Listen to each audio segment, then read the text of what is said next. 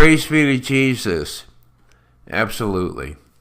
All right, so here's something from LifeSite News that was just posted a few minutes ago. It's very disturbing as far as I'm concerned. Pope Francis today praised the Catholic Archbishop for stepping into, quote, lead worship, unquote, at a Lutheran cathedral, saying it's a sign of how far ecumenical relations have come. On his return flight from a 3-day apostolic visit to Romania, the Pope was asked what, quote, relationship, quote, unquote, should exist between different religious confessions, and particularly between the Catholic and Orthodox churches. Quote, ecumenism is not about reaching the end of the match, the discussion, unquote, the Pope said in response. Quote, ecumenism is accomplished by walking together, praying together, the ecumenism of prayer, unquote. Excuse me. Let's see, quote here. Walking together, this is already Christian unity, unquote, he said.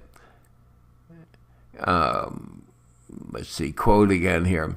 But not waiting around until theologians agree so that we arrive at the Eucharist. Huh? Oh boy, the Eucharist is performed.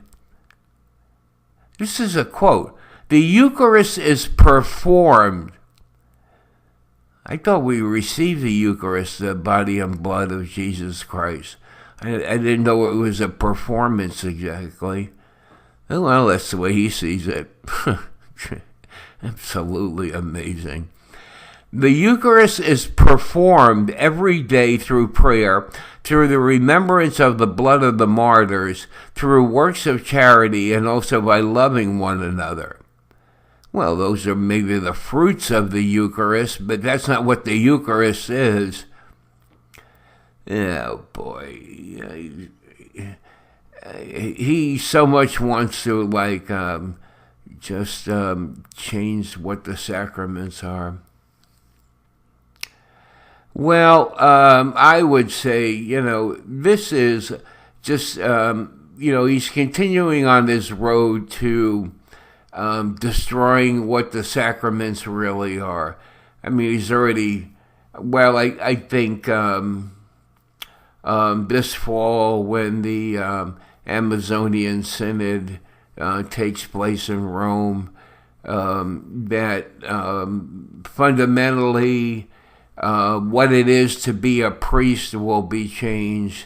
And here he's starting to, he said this kind of thing before, but I think he's really going to start pushing this here. Well, that's what Catholic prophecy says. This is the destroyer of Catholicism, and Francis, as the destroyer of Catholicism, needs to destroy the sacraments. That's what he needs to do, and that's what he's doing. Here, let's think of it like this, all right? So, how do you take all the Christian faiths, all right, who have fundamental differences, and get them to come together in unity? Now, how could that possibly happen? Well, the only way it can happen, that I can see, is that the different Christian faiths need to give and take. All right. So the Christian faiths, in other words, all the Protestant religions, need to accept some other explanation of what the Eucharist really is and the reception of the Eucharist. They don't accept it the way Catholics believe that it exists, that it is truly the body and blood of Jesus Christ. So something's got to change here. And, that's exactly, I think the statement by Francis, I haven't even read the rest of the article here.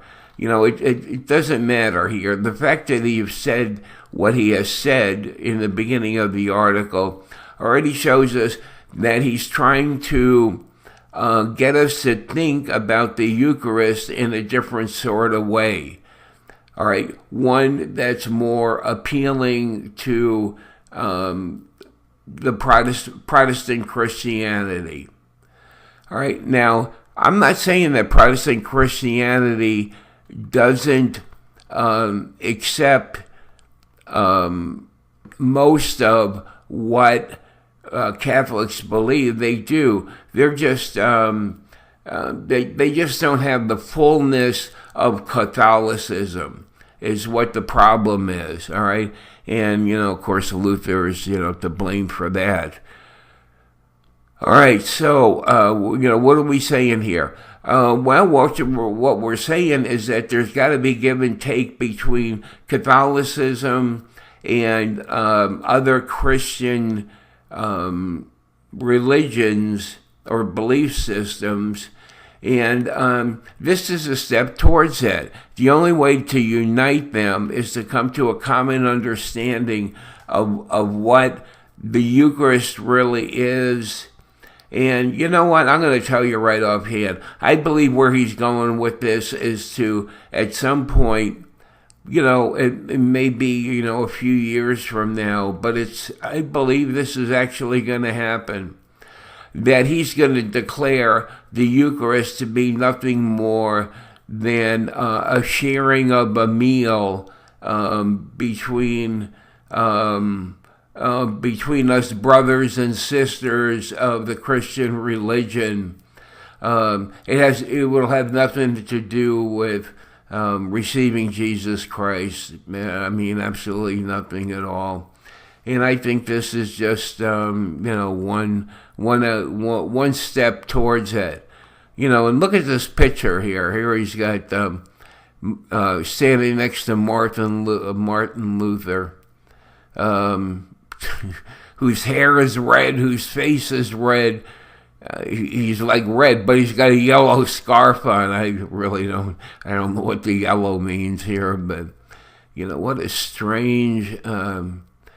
What a strange statue for there to be in the Vatican.